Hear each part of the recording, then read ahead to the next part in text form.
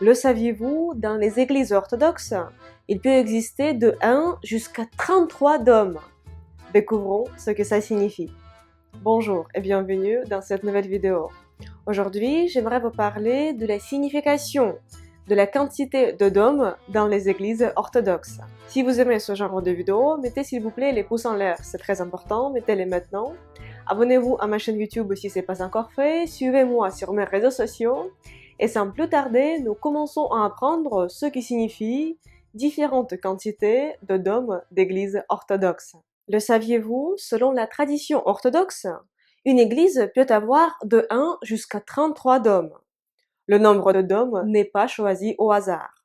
En comptant la quantité de dômes, nous pouvons en comprendre davantage sur chaque église orthodoxe. Apprenons à déchiffrer ce langage codé de dômes d'église orthodoxe. Un seul dôme rappelle aux croyants l'unité de Dieu. Les églises à un seul dôme étaient particulièrement répandues en Russie avant l'invasion mongole, sur le territoire russe au XIIIe siècle. Les églises à deux dômes, elles, symbolisent la nature à la fois divine et humaine de Jésus-Christ.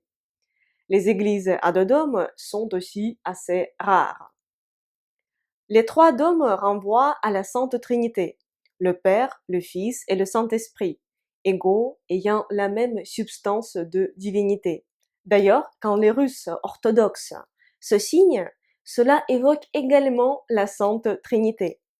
Les extrémités des trois premiers doigts, le pouce, l'index et le majeur, sont rapprochés, tandis que les deux autres doigts, l'annulaire et l'articulaire, sont pressés contre la paume. Les trois premiers doigts expriment la foi en Trinité, tandis que les deux autres doigts représentent les deux natures de Jésus, divine et humaine. Contrairement aux catholiques, les orthodoxes touchent l'épaule droite avant la gauche. Ils demandent ainsi à être comptés parmi les sauvés et à être délivrés du sort des perdus. Les églises les plus répandues sont les églises à 5 dômes. Les 5 dômes renvoient à Jésus-Christ et à 4 évangélistes, Jean, Marc, Luc et Matthieu. Les 7 dômes représentent pour les orthodoxes les 7 sacrements de l'Église orthodoxe, les 7 conciles œcuméniques, les réunions au cours desquelles ont été adoptés les dogmes chrétiens fondamentaux, ainsi que les 7 grandes vertus orthodoxes. Les églises à 7 dômes ne sont pas aussi répandues que celles à 3 ou à 5 dômes. Les 9 dômes sont associés aux 9 ordres angéliques. Selon la tradition chrétienne, les anges célestes sont répartis sur 9 niveaux. Les chérubins et les séraphins sont les plus proches de Dieu, tandis que les anges et les archanges sont les plus proches de l'homme. Les 13 dômes rappellent Jésus-Christ et ses 12 apôtres.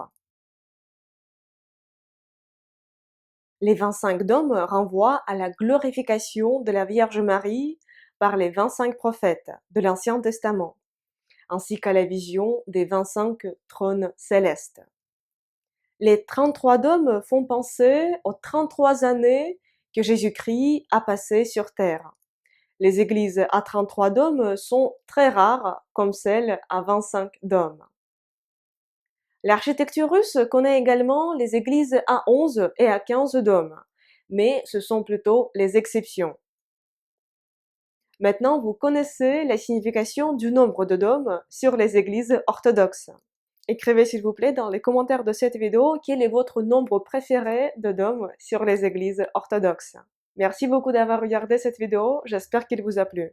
Si c'est le cas, mettez s'il vous plaît un petit pouce en l'air. C'est très important pour moi et pour les algorithmes de YouTube.